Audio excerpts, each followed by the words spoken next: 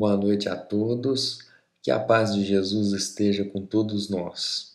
Esse é mais um Dúvidas Mediúnicas, programa do Centro Espírita Luiz Gonzaga de Luminárias, que responde dúvidas sobre a mediunidade.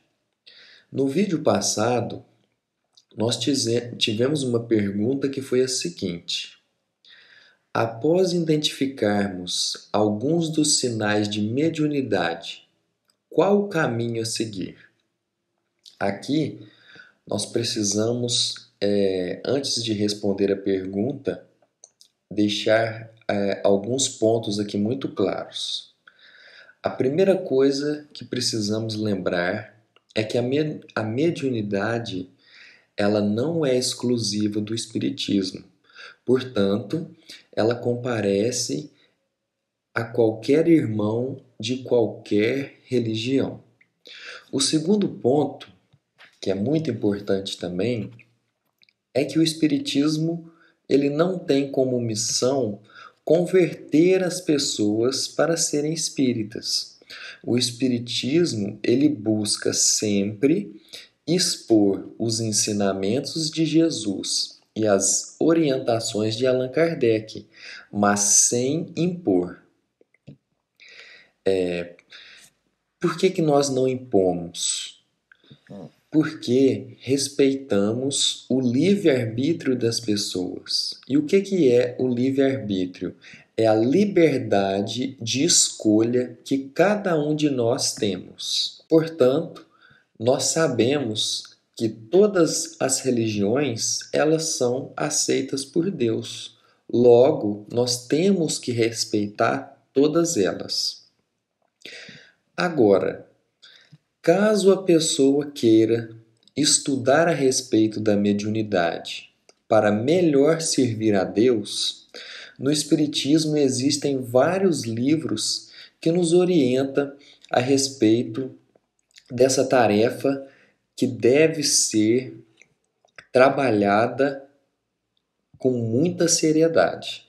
Então, o principal livro que fala a respeito da mediunidade é este livro aqui, ó, que se chama Nos Domínios da Mediunidade, psicografado por Chico Xavier e ditado por André Luiz.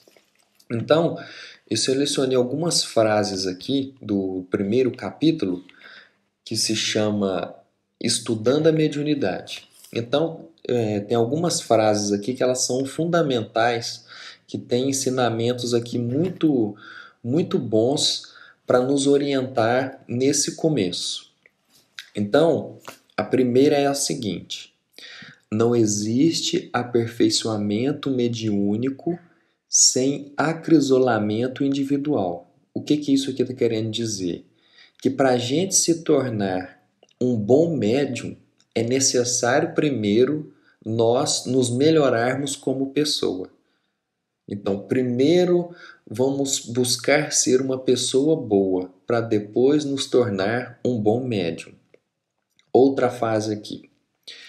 É contraproducente intensificar a movimentação da energia sem disciplinar-lhe os impulsos.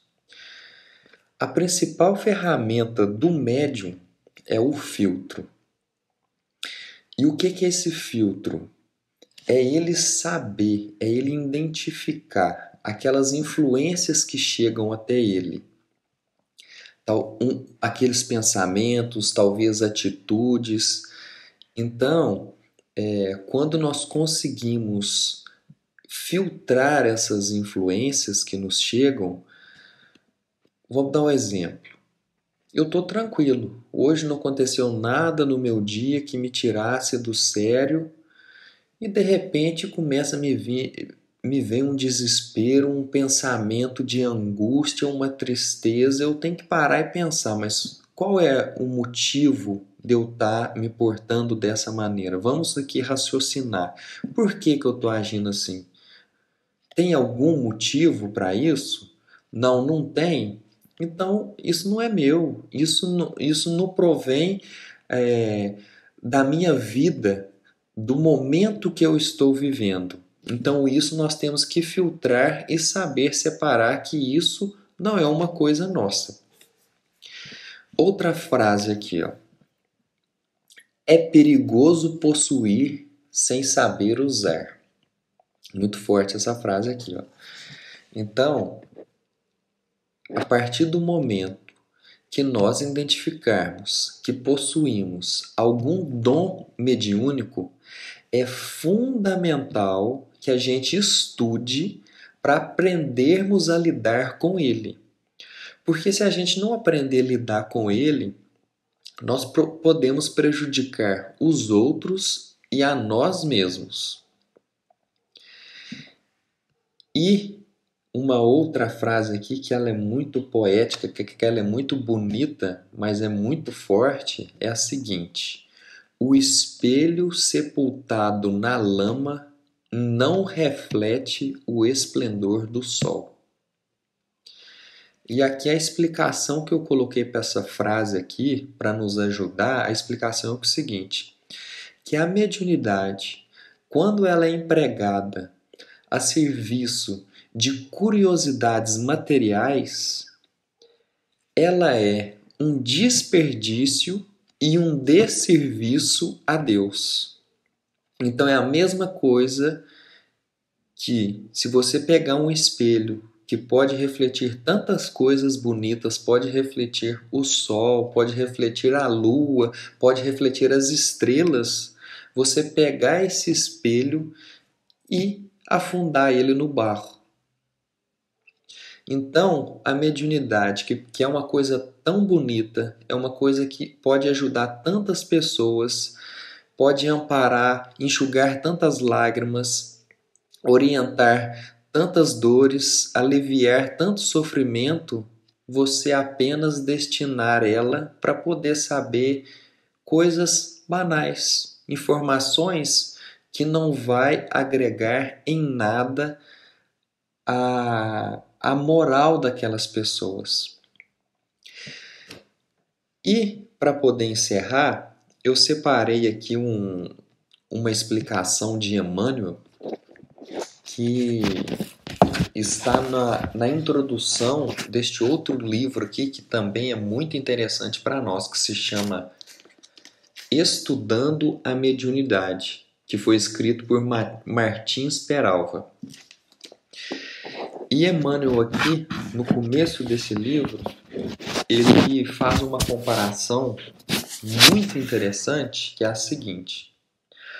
Observa a cachoeira. Ela é um espetáculo de beleza e guarda imensos potenciais de energia. Ela chama a atenção pela imponência e impressiona pelo barulho. Entretanto, para que se faça alicerce de benefícios mais simples, é indispensável que a engenharia compareça disciplinando-lhe a força. É então que aparece a usina generosa, sustentando a indústria, estendendo o trabalho, inspirando a cultura e garantindo o progresso. Assim também é a mediunidade. Como a queda d'água pode nascer em qualquer parte, não é patrimônio exclusivo de um grupo, nem privilégio de alguém. Desponta aqui e ali, guardando consigo revelações convincentes e possibilidades assombrosas.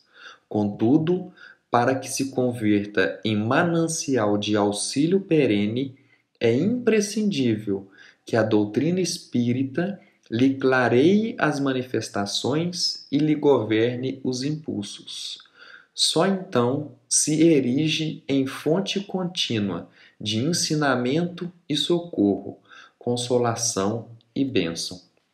Então, uma mediunidade que ela não é educada, que ela é descontrolada, ela não consegue, assim como uma cachoeira, produzir tantos benefícios para os seres humanos. porque aqui ele está dizendo, quando a engenharia, o que é a engenharia? A engenharia é o estudo, né? É o conhecimento, é a ciência que vai utilizar daquela água, daquela potência que está ali na natureza e vai transformar essa potência numa indústria que vai gerar energia, que vai gerar emprego, que vai possibilitar a cultura e também vai garantir o progresso